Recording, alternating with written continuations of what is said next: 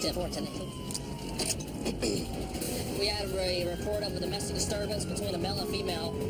The last information that we had, the female said that the male just put hands on her.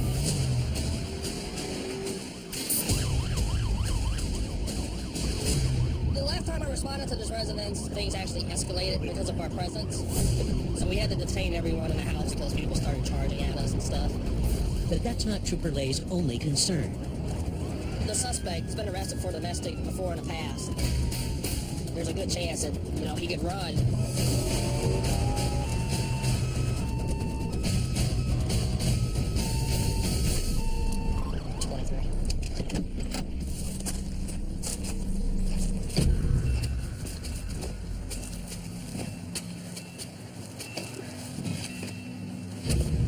How you doing? Huh? He's jumping up the back window.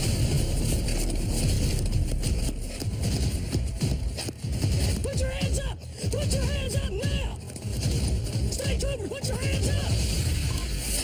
Fairbanks 36. What the? The radio's not working.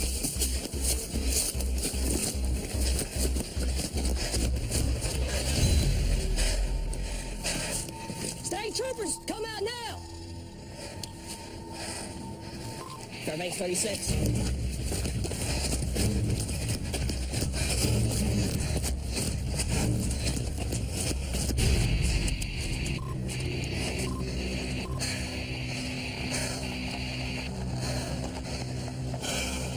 No radio. Thank you.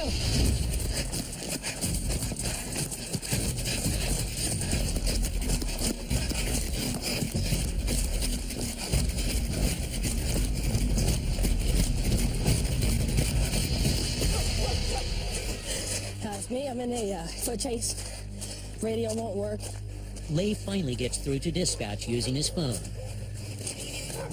Looks like a native male, blue jeans, blue sweatshirt. But the suspect already has a head start. And Lay can't wait for backup. I continue to look for him because I'm going to find him. I'm going to do my job in catching, and I just take the rest for, where we're at. But finding him in this densely wooded area won't be easy. There's a lot of area to cover there, a lot of areas that were unknown. There's buildings, trailers. We don't know if he's armed, and I'm going to treat him as if he's armed, and he could ambush us at any point because we just don't know where he is.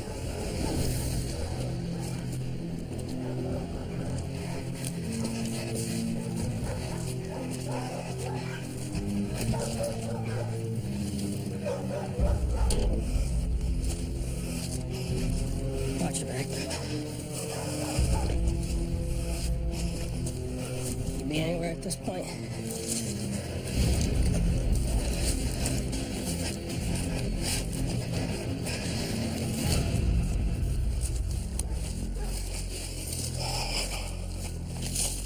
I don't see him anymore.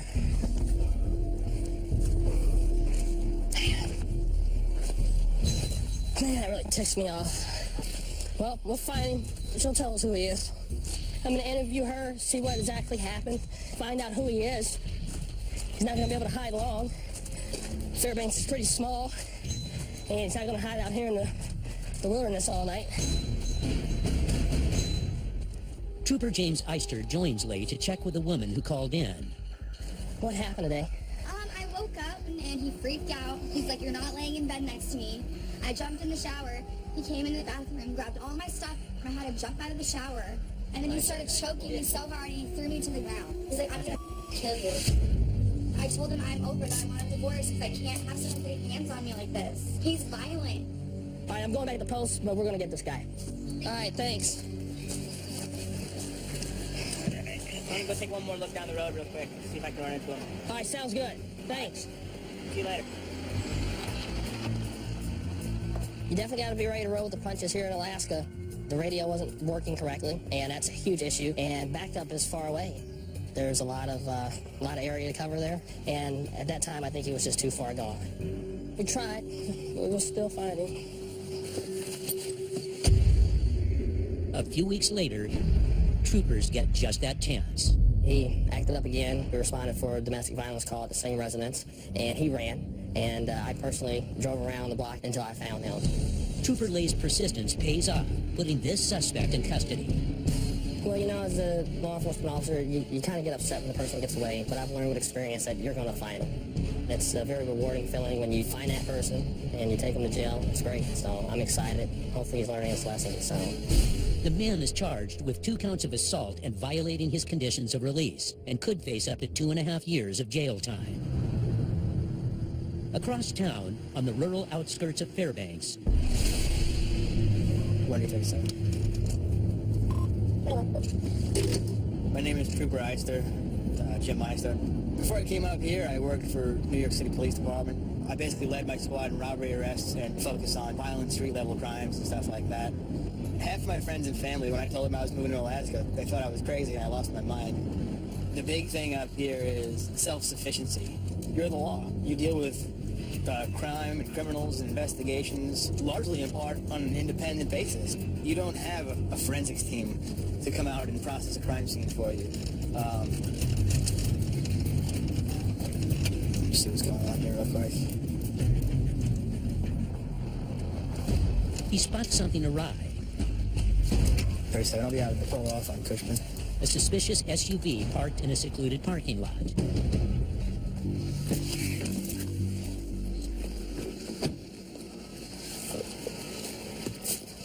Hey, big boy.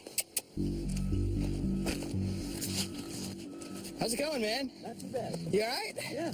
I see you sleeping in here. Whose dog is this? My dog. It is? Yeah. Can you stick your window down for me just a little bit, man?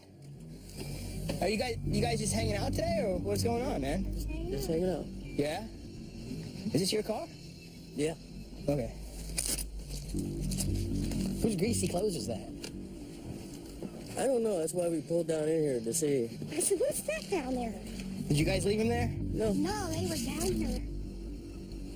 You guys have your ID on you? I don't. Okay. It's okay to be hanging out here, right? Yeah, I just, you look like you were not doing so well. No, you said you're talking. You know? Back. Yeah? Yeah. Talking. Okay. Letting my dog run. Yeah? All right. I'll talk to you guys soon. All right. Stay out of trouble. Okay. Okay, man. Let's see what we got here. 37. If you could just run a 29 on both of them.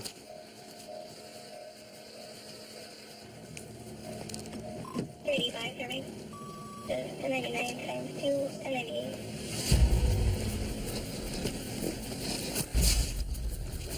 Hey, sir. Yes, sir. Can I just talk to you for 1 minute? Just come on out real quick for me, all right? You don't have any weapons on you, do you? No. Okay, just come on out here real quick.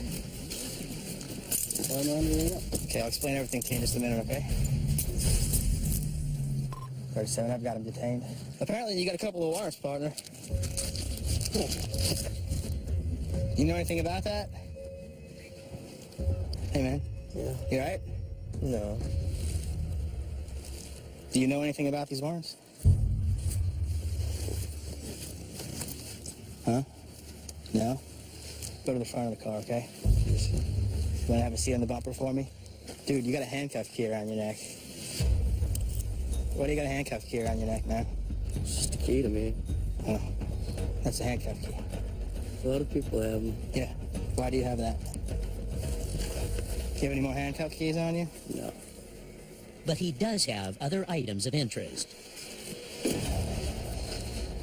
You want to, tell me what's in here? Do you mind if I open it? I do. It's your call. Come on. Come Can I on. just give her my jacket? No, come on. Without consent, Trooper Eister can't search the pouch on scene. So, what are we talking about? I haven't done anything wrong. Do you want to smoke your cigarette while we talk for a minute? Please. Get yourself a good smoke, all right? Appreciate that. Before we move any further, is there any contraband in your vehicle? I know it. Not that you know of? That doesn't sound very convincing. Why don't you want to tell me what's in there? I don't lie. You've given me no reason to treat you anything but nice. But I still got a job to do. It's nothing personal. It's just business. So I'm gonna do it. Eister decides to seize the pouch and the vehicle pending a search warrant. If there's contraband, I'm gonna have a problem with that. I'm gonna talk to him for a minute, okay? Okay, so here's what we'll do. We'll take her out of the car and seize the vehicle. Yeah. With another set of eyes on the suspect, Eister turns his attention to the passenger. I'm gonna open it up, okay? There's nothing that can stick me in here, is there?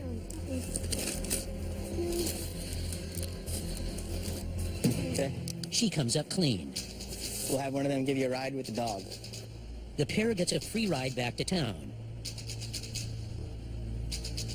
But the suspect's luck seems to be getting worse. This is Bolo from yesterday. That's longer than yesterday. Yeah, this matches the description. Trooper Tilley matches the description of his vehicle to a slew of recent robberies. Check out the description. Oh, yeah. His vehicle fits the description. He fits the description. He's a burglary suspect now. Didn't stand up for me, man. Yeah, they're a little snug. If convicted, he faces up to 6 months in jail for violating his probation and could face additional penalties if anything comes up in the pending search. Right, man, I appreciate it. Yeah, no problem. Days later, the search warrant comes in. See what we find. Eister's first target is the small pouch the man was carrying. A scale. Okay, we got some Ziploc bags here with some white powder residue in it.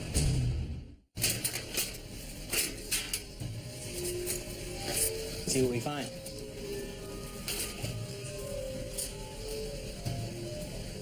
A scale. Okay, we got some Ziploc bags here with some white powder residue in it. I'd guess it to be a gram, maybe 2 grams of methamphetamines. We're going to send that to the lab and have that tested.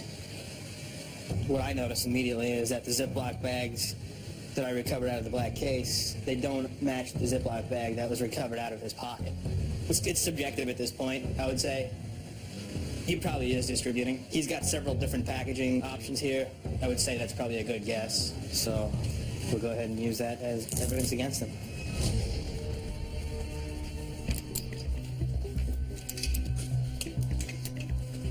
On the impound lot, Unbelievable, man. Trooper Eister makes a sinister discovery. Something I think that's a value to show other law enforcement officers is right here. You could have easily reached and gotten this knife and given me a good stick with it, and I never saw it from where I was standing. It's one of them things as a cop that you don't know what's there sometimes. You know, there's a gun or a knife or whatever the case might be. In this case, the guy had a knife. Not only did he have a knife, but he had it in a place where he could easily access it and lunge at me with it, and I wouldn't have seen it coming. That would have hurt. And it's only the tip of the iceberg. The lighter, a little bag, and a cotton top from a Q-tip. Typically, IV drug users take the Q-tip and they draw the drug through that like a filter. Little push rod. We use that in the pipe. Clear it out.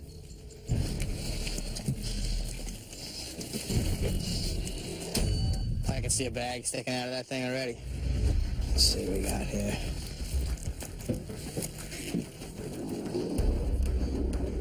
Hot pipe. Nice Tonto blade.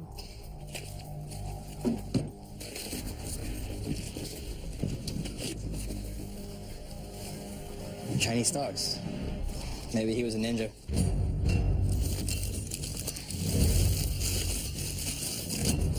There's a meth pipe. Right here in the dog bowl. In the state of Alaska with residue in it, just like that in and of itself is a felony. There we go. It's enough for Eister to forward several charges to the district attorney's office for possible prosecution. He'll be charged with misconduct involving a controlled substance 6, and he'll also be charged with misconduct involving a controlled substance 4, which is a felony in the state of Alaska. I will wait until I get my lab results back so it's more rock solid, which builds a better case. If convicted on all charges, he could be facing more than 5 years behind bars. We got a guy with a couple of warrants, the guy that's using meth. It's a good catch. 230 miles south in the Matsu Valley, 3524, go ahead. 124, 1019 to Little Otter for an NBA Delta following a move. The moose jumped out of the complaint's car and busted his back leg. The moose is laying down. 1B24, 1019 from the hospital.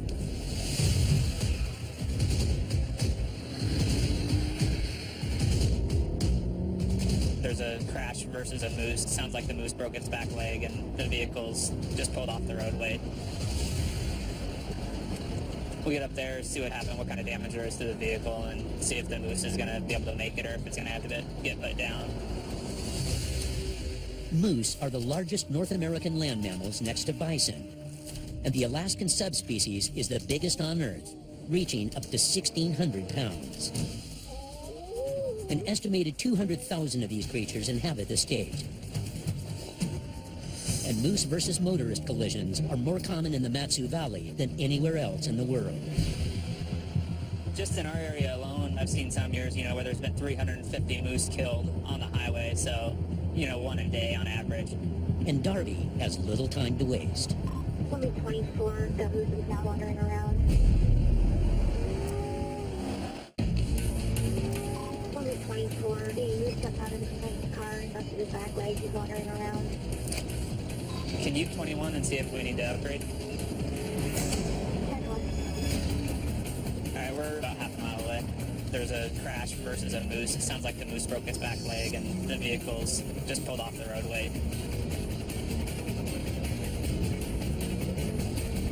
But as Trooper Darby approaches the area, I'm guessing the guy left. Macam will be 24. Was it on Edgerton Park or was it down the side road? I'm not sure exactly what it's going. Can you 21 the complainant back and see where he's at?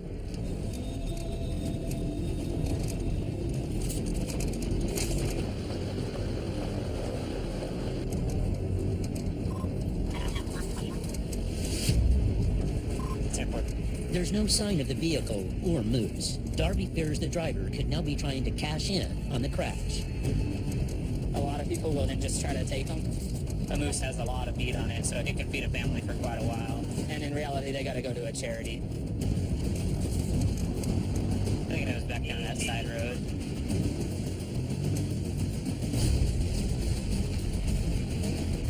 Maybe right here.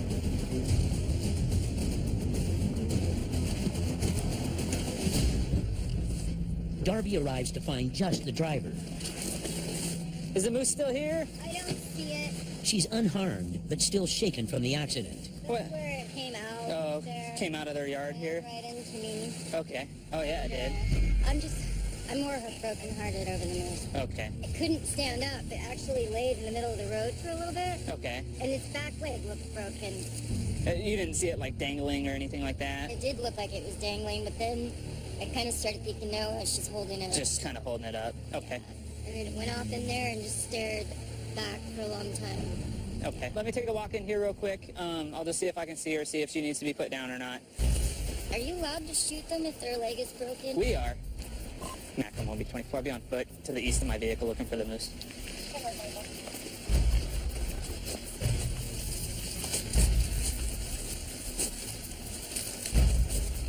Trooper Darby must keep his gun at the ready for self-defense, in case the half-ton cow charges him.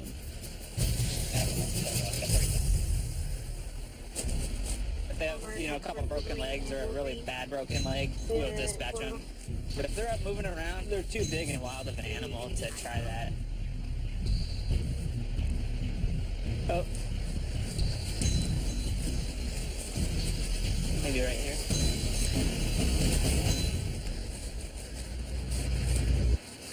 I'm not going to go too much further. If it's went this far, it's probably going to be fine. With daylight fading, Darby decides to call off the search. He files an incident report for the woman's insurance and lets her go. the second one that hit me. Oh, so you've actually been hit by 2 moose? Yeah. But you've never hit a moose? Never on the front, no, always in the side. So they run into you? Yeah. I guess if you live in Alaska long enough, you're going to hit a moose at some point, so I wouldn't worry about it too much. I mean, if it walked off, it's probably going to be okay. Okay. All right. Thank you. Back north in Fairbanks, 2033. 33, go ahead.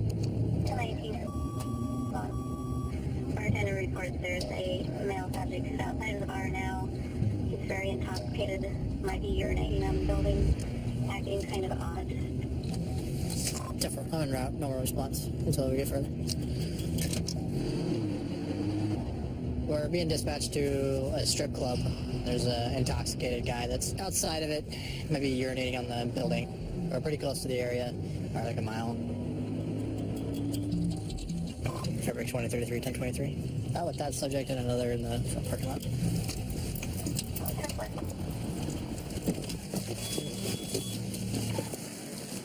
Are you with the club? Yes. Okay.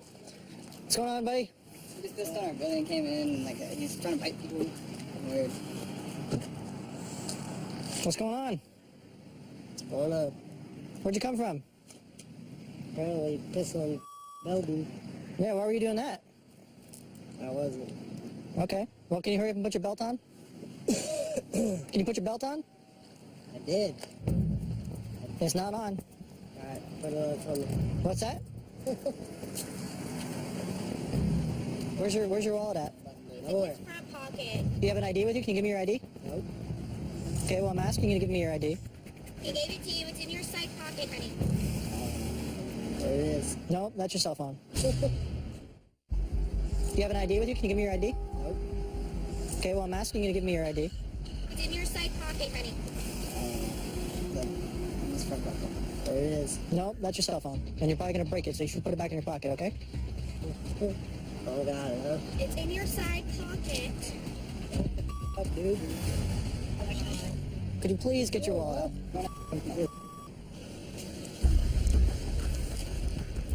NCIC 2033. unsure of the man's state of mind, Mulvaney calls for backup. He was almost stumbling over. He looked completely wasted and drunk. You know, it was within a couple feet of him, and I could tell he was kind of playing a mind game on whether he was going to fight or not. And it definitely seemed like he was going down the path, trying to do something with me. So it definitely had the hair on the back of my neck standing up. Do you have somewhere to go? No. Okay, well, it's time to go now, okay? You're going to come with me. I'd really like to do this the easy way, so turn around, put your hands behind your back. No, don't worry about it.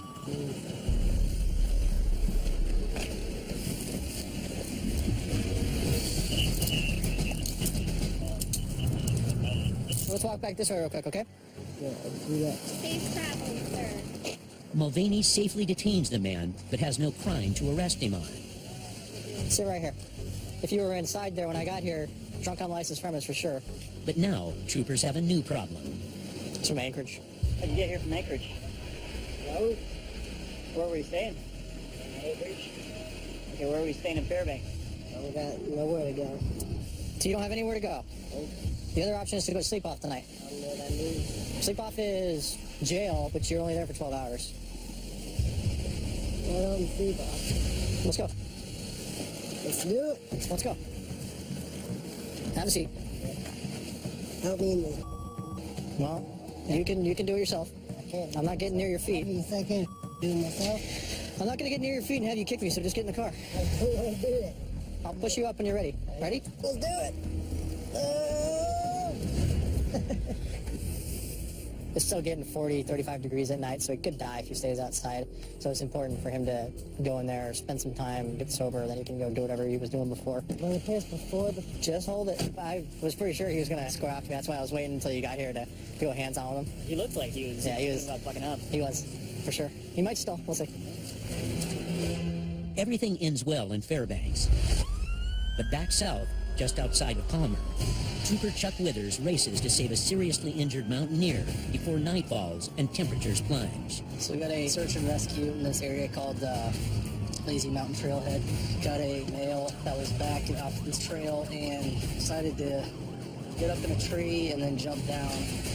He has 2 broken legs. Medics are out there right now. They can't find him. We got a helicopter out there looking for him. He could be bleeding out. He could go into shock, and if he passes out, he won't be able to respond to our attempts at locating him. So we really need to find him soon. But if they've been looking for him for a while and have a helicopter and haven't found him yet, it's probably going to be close to impossible. Daylight's precious right now. We probably have another hour of daylight, and it's cold. It's probably hovering around 5 degrees, and it's supposed to get into the negatives later tonight. I mean, he could definitely die from exposure, so we're kind of at a time crunch here. As Withers approaches the trailhead, he spots the rescue helicopter. Oh, he's way up there.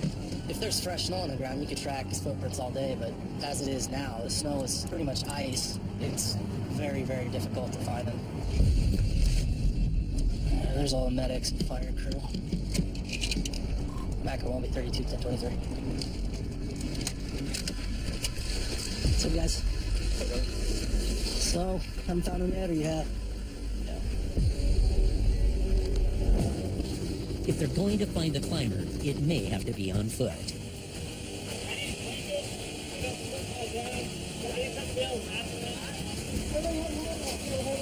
It's really icy. The trail is icy. The temperature's dropping quick, and, you know, there's not much daylight left.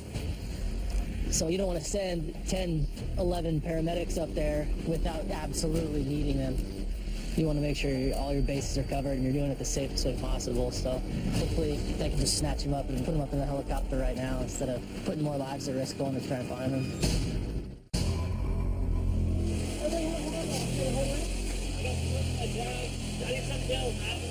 The rescue chopper still can't find a stranded hiker with 2 broken legs. So rescuers must scale the mountain on foot before night falls. The trail is icy. The temperature's dropping quick, and, you know, there's not much daylight left. So you don't want to send 10, 11 paramedics up there, putting more lives at risk going to try and find them without absolutely needing them. But just as the ground crew is about to start their ascent, the chopper finally spots its target.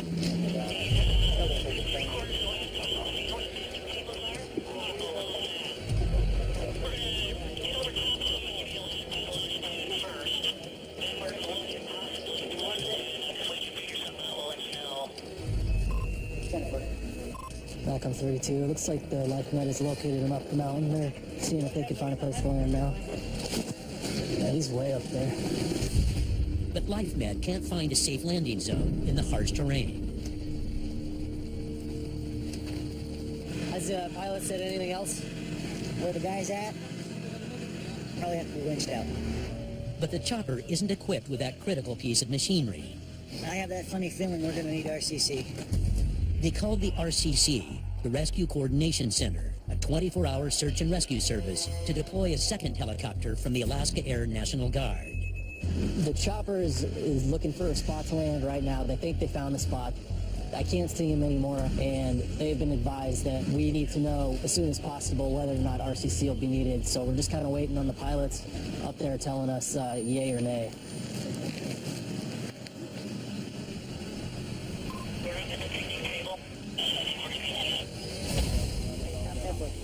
The chopper executes a tricky landing, but the hiker isn't out of the woods yet. Now, rescuers must reach the man, then safely transport him back across the rugged terrain to the chopper. Hold the ground crew unless you advise otherwise. And if you think we're going to need RCC, I need to know ASAP so they can start getting the crew. Okay, If the medics up there can't pull him out, these guys are going to head up there while the National Guard chopper goes out. But right now they're just on standby.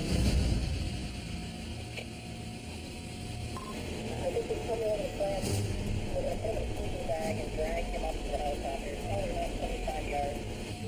That's the plan for this. I'll update you as we go. 2,500 feet below, Trooper Withers can only watch and wait.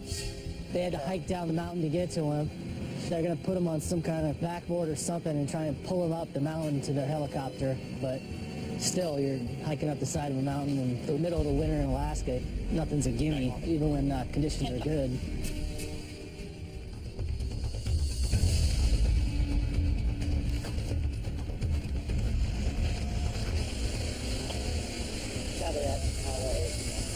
So like that crew has him packaged and dragging him back up to the Yeah. So we can send RCC. Okay. Mission accomplished.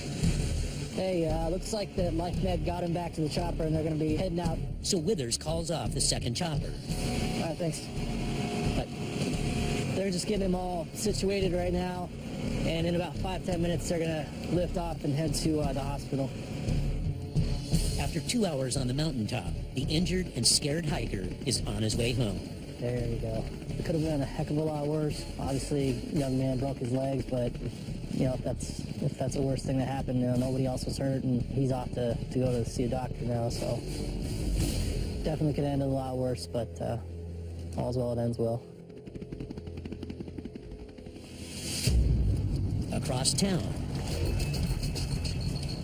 We're going to try and catch up with his car up here. Up here, the guy was weaving. Looked like he almost crossed the center line into our lane there for a minute, and then he was hitting the shoulder of the road a couple of times when I was watching through the rearview mirrors.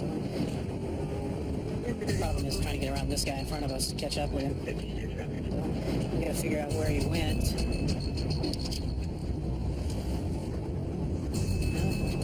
No. There he is. the vehicle turns into the parking lot of a local bar. 31, 1036. Right, parking lot of occupied by 3 or 4.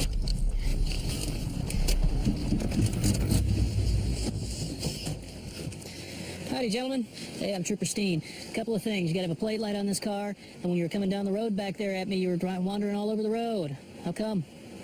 Because you're trying to pull him here, and you didn't know. Okay, that was way back up there. Can you guys get your IDs with you tonight, please? Is your ID over there with you, partner? Thanks, sir.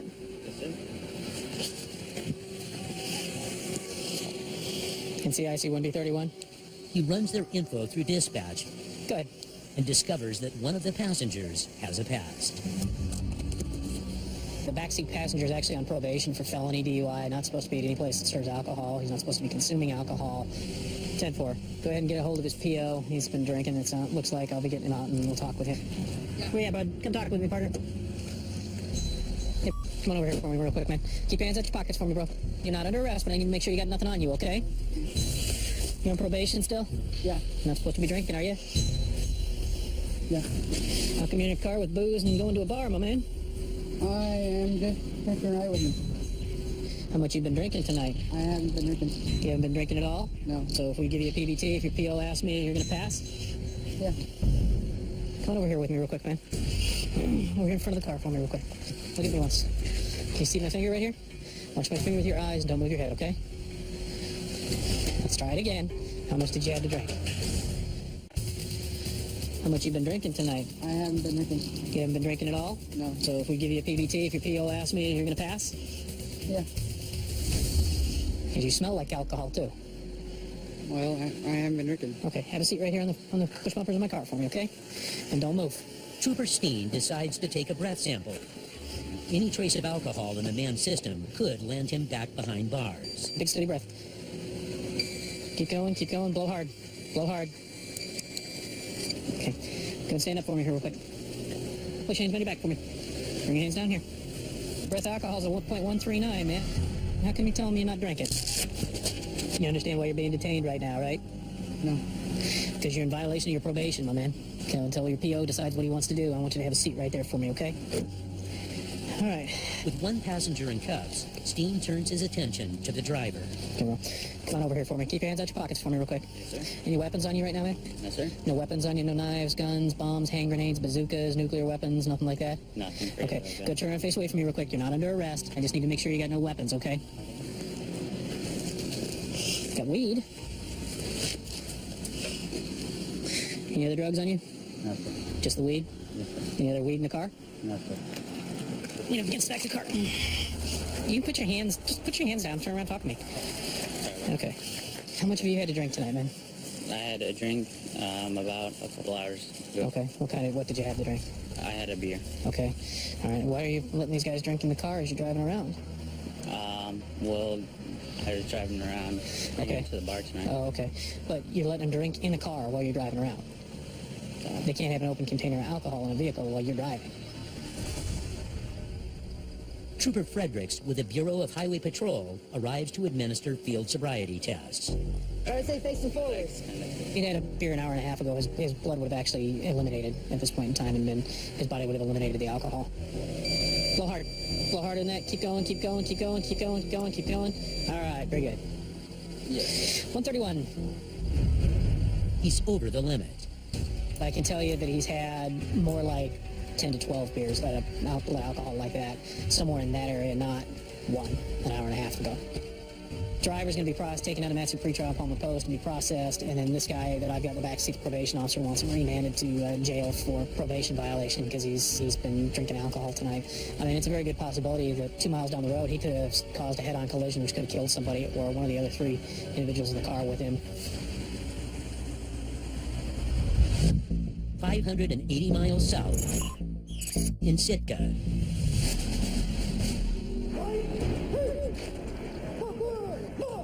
The latest class of recruits at the Alaska Public Safety Training Academy are pushing themselves to the limit in hopes of entering law enforcement in the last frontier.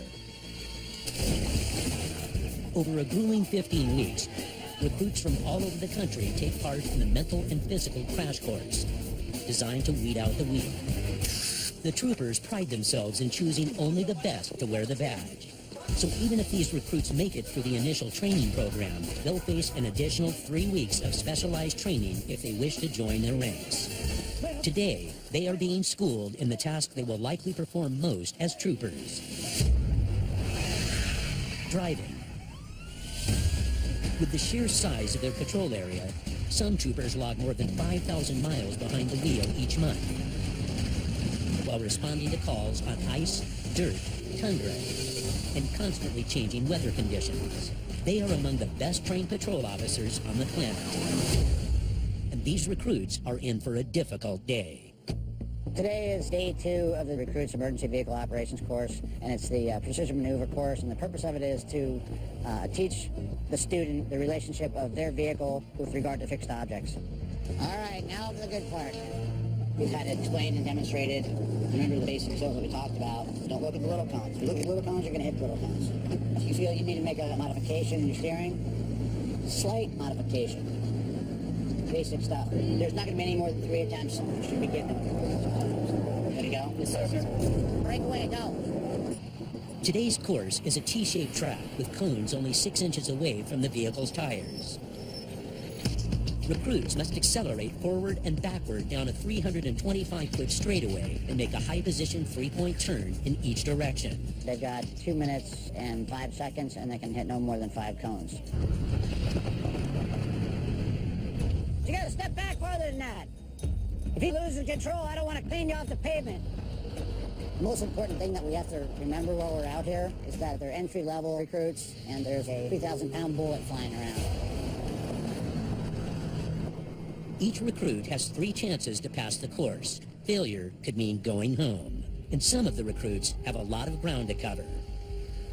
I want to get you set up for success, and if you keep doing this like Austin Powers K-turn thing here, like, you know, that's not going to work, all right? Feel how it feels to do it the right way, and then repeat that.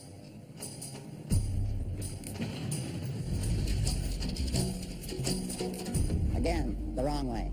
Push off your left foot, get high and centered in the vehicle. You follow what I'm saying? Yep. Try that again. All the way, turn it, all the way. All right, perfect. And swing wide out of here, don't let the rear end cheat. Perfect. It's like a carrot in the stick. All right, let's get someone else in there. There is no pressure, okay? Yes, sir. Nice and relaxed. And go. While some recruits have trouble with the turns, you're going too fast.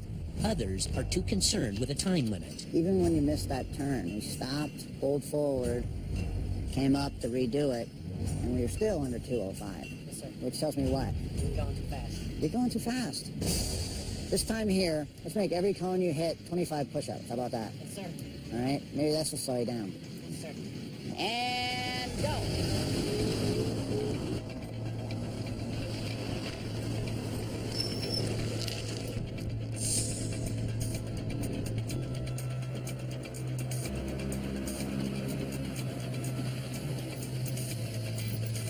look how good he's doing now. On his second try, the recruit doesn't hit a single cone. You're over by about 25 seconds. But he's way over the time limit. Now just add a little bit of speed. Sir. He has one last chance to pass the course. Try it again. Yes, sir. Third time's the charm, right? No pressure. No pressure. Go.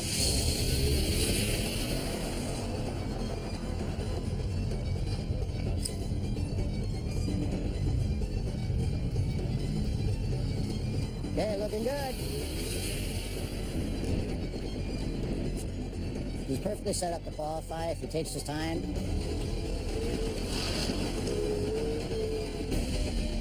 And people start wiping out cones right about here.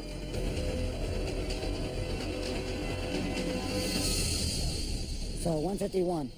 Good job. Outstanding. In the end, all 18 recruits managed to qualify.